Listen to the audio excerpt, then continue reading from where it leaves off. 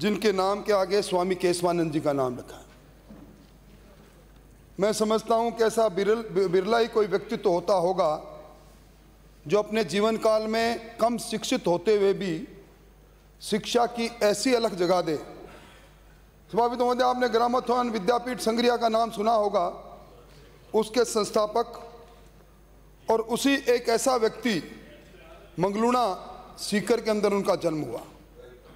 और मैं समझता हूं कि इस फक्कड़ तबीयत के आदमी ने हिंदुस्तान के अंदर लोगों को बता दिया कि जो व्यक्ति मन में ठान ले और एक नेक इरादे से निकले तो उसके साथ जमाना चल निकलता है।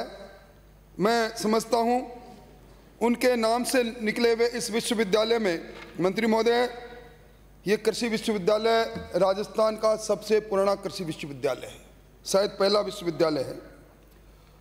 और इन्हीं महान विभूति पर 15 अगस्त 1999 को डाक टिकट भी जारी हुई। 1987 को आपका यह विश्वविद्यालय अस्तित्व में आया। पहले उदयपुर के सुखाड़िया विश्वविद्यालय का अंग था। अब जो आप इसमें संशोधन लेकर आए हैं, उनके उद्देश्य और कारणों के कथन में आपने स्पष्ट किया कि राजस्थान सरकार ने यूनिवर्सिटी ग्रांट कमीशन के रेगुलेशन के जो उपबंध थे, उस रेगुलेशन को आपने जो 2010 में आया उसको स्वीकार किया। उसमें 2013-2018 में संशोधन आया और उन संशोधनों के माध्यम से जो विश्वविद्यालय अनुदान आयोग ने किया, उसके अंदर कुलपति की अहर्ताएं, कुलपति की नियुक्ति, कुलपति के विरुद्ध जांच और उसके साथ साथ ये एकेडमिक स्टाफ जो अध्यापक और अन्य है, यूजीसी ग्रांट कमीशन के 2018 के रेगुलेशन 7(3) के अनुसार उन सारे मानकों को तय कर दिया। उन्होंने उनके अमेंडमेंट के लिए आए। मैंने सोचा आपने एक सरकार इसमें एक मूव किया है सरकार की तरफ से, एक अमेंडमेंट। मूल जो हमें ये बिल वितरित किया गया, उसके बाद आपको राय दी गई, आपके अधिकारियों ने राय दी। आप एक संशोधन जब ये सर्कुलेट कल हुआ उसके साथ लेकर आए। सभापति महोदय, मैं दोनों पढ़कर सुनाना चाहता हूं। यह है स्वामी केशवानंद राजस्थान कृषि विश्वविद्यालय बीकानेर संशोधन विधेयक 2020 का, जो इन्होंने मूल एक्ट में जो इन्होंने 19 का लिखा, कुलपति को हटाया जाना 19 का 1। यदि कुलाधिपति की राय में कुलपति इस अधिनियम के उपबंधों का क्रियान्वयन करने में जानबूझकर लोप या इनकार करता है या उसमें निहित शक्तियों का दुरुपयोग करता है, या यदि कुलाधिपति को अन्यथा यह प्रतीत होता है कि कुलपति का पद पर बने रहना विश्वविद्यालय के हित के लिए नहीं है, हानिकारक, तो कुलाधिपति राज्य सरकार के परामर्श से ऐसी जांच करने के पश्चात जो वो उचित समझता है आदेश देकर कुलपति को हटा सकता है। और उसके आगे उन्होंने बताया कि जांच लंबित रहने के बाद जांच लंबित के समय कुलपति को निलंबित भी किया जा सकता। अब आप संशोधन क्या लेकर आए? आप 19 कह के 1 में संशोधन लाए मंत्री महोदय। बाकी तो आपने एज इट इज हूबहू एक एक अक्षर को लिख दिया।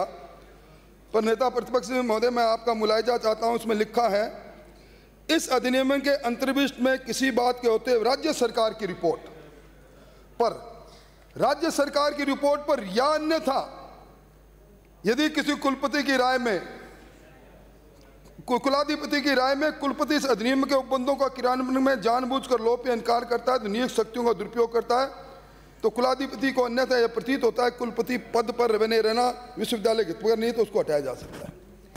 यानी मैं समझता हूं कि इससे बड़ा आप राज्य सरकार की राय पर, राज्य सरकार की रिपोर्ट पर, यानी राज्य सरकार रिपोर्ट करेगी कि इस फलां कुलपति के विरुद्ध में जांच करनी है और जांच के इस नाम पर आप उस विश्वविद्यालय की स्वायत्ता पर हमला भी कर रहे हैं। आप उस विश्वविद्यालय के कुलपति को, जहां एक और आपने जन घोषणा पत्र में विश्वविद्यालय और उच्च शिक्षा की स्वायत्ता की बात की, निष्पक्षता की बात की, आप सरकार चाहेगी, सरकार जांच के लिए चाहेगी और आप कुलपति को निलंबित कर देंगे। मैं समझता हूं इस प्रकार का ये जो संशोधन आप लेकर आए मंत्री महोदय, इस प्रकार का हमला मैंने कभी विश्वविद्यालय की स्वायत्ता पर नहीं देखा। और ये कुलपति के निलंबन का काल सभापति महोदय, मैं निवेदन करना चाहता हूं, ये जो संशोधन लेकर आए हैं, इन संशोधन में 19(2) के अंदर कुलपति की अहर्ताएं लिखी है। उसमें लिखा है कि विश्वविद्यालय के अंदर कृषि शिक्षा में आचार्य पद पर 10 वर्ष का अनुभव, और फिर लिखा सक्षम, सत्यनिष्ठ, नैतिक आचार और संस्थानिक प्रतिबद्धता, उच्च स्तर पर रहा प्रख्यात शिक्षा विद्वान। अब सभापति महोदय, मैं सक्षम हूं, असक्षम हूं, आपकी नज़र में मैं सक्षम हूं, क्यों? आप शेखावाटी के हैं, और ये संसदीय कार्य मंत्री की नज़र में मैं हमेशा एक सक्षम रहा, मैंने कभी रिलेवेंट कोई बात कही नहीं। तो सक्षमता का क्या मापदंड है? या सत्यनिष्ठा? मैं जिम्मेवारी से कहता हूं, मैं सत्यनिष्ठ पर बोलने की कोशिश करता हूं, पर यातायात मंत्री जी, मैं इनके बारे में बात करूं उछल जाएंगे। इन्होंने कसम खा रखी है कभी बोलना नहीं। तो ये सत्यनिष्ठा और सक्षमता के आधार पर मार्क लगा दिया। ये सक्षमता और सत्यनिष्ठा के आधार पर आप किसी भी कुलपति को जो आप 19(2) में अहर्ताएं लेकर आए, कहते हैं भी ये सक्षम नहीं है, ये सत्यनिष्ठ नहीं है। मैं समझता हूं कि इस प्रकार का संशोधन आप लेकर आए हैं। अब आप 19(3) के अंदर आपने खोजबीन कमेटी, और खोजबीन कमेटी में सदस्य वही होंगे जिनको आपने प्रिस्क्राइब कर रखा है, उनको खोजबीन करने के लिए आप बता दोगे। खोजबीन कमेटी पैनल लेकर जाएगी, और पैनल के आधार पर आपके पैनल से इतर राज्य महामहिम राज्यपाल कुलाधिपति किसी को वाइस चांसलर नियुक्त कर नहीं सकते। मैं समझता हूं कि अगर देखा जाए तो वो ये सारा का सारा काम, क्योंकि ये तो जो संशोधन ले आए हैं राज्य सरकार की रिपोर्ट पर, उसके बाद तो आप निलंबित भी करोगे और वो भी करेंगे। इसलिए मैं समझता हूं कि निश्चित तौर पर ये विश्वविद्यालय की स्वायत्तता पर, अब आपको ज्ञान दे देंगे, बड़ा हमला है, क्योंकि आपके मन में मूल रूप से भरतपुर से आने वाले के मन में एक अध्यापक जिंदा था। अध्यापक के आदर्श होते हैं। अध्यापक अपने आप में वो व्यक्ति होता है जिसको देखकर दुनिया अपना आचरण बनाती है। मैं समझता हूं कि वो पुराने अध्यापक और आज के इस शिक्षा राज्य मंत्री के रूप में जिस प्रकार ये अतिक्रमण करते जा रहे हैं दूसरे विभागों में, दोनों में बहुत बड़ा अंतर है। ये लंबे समय चलने वाली बातें नहीं। और मैं निवेदन करना चाहता हूं सभापति महोदय, जो 19 क है, 19 क के अंदर कहा कि जांच के बाद कुलपति को हटाएंगे। अब ये विश्वविद्यालय में कुलपति सर्वोच्च अधिकारी भी है, एकेडमिक काउंसिल का चेयरमैन है। अब इसकी जांच कौन करेगा? कौन जांच करेगा? कितने समय में करेगा? जांच कब तक चलेगी? क्योंकि आपने आगे कह दिया कि जांच जब तक चलेगी जब तक स्पेसिफाइड व्यक्ति को जिसका नाम निर्देशित कर देगी सरकार, वो कुलपति का काम करेंगे। मैं समझता हूं इस बात पर निश्चित तौर पर मंत्री महोदय विचार करना चाहिए, आप जो संशोधन लेकर आए।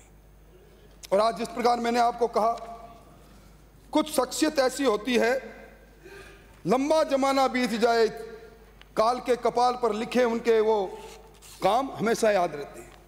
केशवानंद जी के नाम से आप विश्वविद्यालय के अंदर ये संशोधन लेकर आए हैं, तो आप ये तो देखते हैं कि विश्वविद्यालय की हालत क्या है। 14 प्रोफेसर के पद है सभापति महोदय, 14। एक प्रोफेसर काम कर रहा है, एक। मैं अगर गलत हूं तो मुझे, I wanted to be wrong, I may be wrong, wanted to be wrong. और मैं निवेदन करना चाहूंगा, ये जो बाकी पद है, 119 असिस्टेंट प्रोफेसर में 42 रिक्त, एसोसिएट प्रोफेसर के 45 पद है, 37 रिक्त, प्रोफेसर के 14 में से 13 रिक्त। मतलब आप विश्वविद्यालय को चला रहे हो, संशोधन के लिए लेकर आ रहे हो, केशवानंद जी का नाम आगे लगा है, आपने उस संत को देखा नहीं। मैं समझता हूं कि निश्चित तौर पर, और कभी आप बताओ मंत्री महोदय, सही बताना, आपने उस विश्वविद्यालय के परिसर को कभी देखा? मैं समझता हूं तो आपने वहां उस गंदे पानी को देखा? आपके मन में कितनी तड़फन हो रही होगी उस गंदे पानी को देखकर। इंडस्ट्रियल एरिया का पूरा पानी विश्वविद्यालय परिसर में। मैं समझता हूं इस प्रकार का वातावरण। और आज समय कौन सा है? मैं समझता हूं आज डाइवर्सिफिकेशन ऑफ क्रॉप की बात करते हैं, कृषि में नवाचार की बात करते हैं, कृषि में अनुसंधान की बात करते हैं। 2022 तक किसान की आमदनी दुगना करने की कल्पना देश के प्रधानमंत्री ने एक कंसेप्ट रखा है, पहली बार।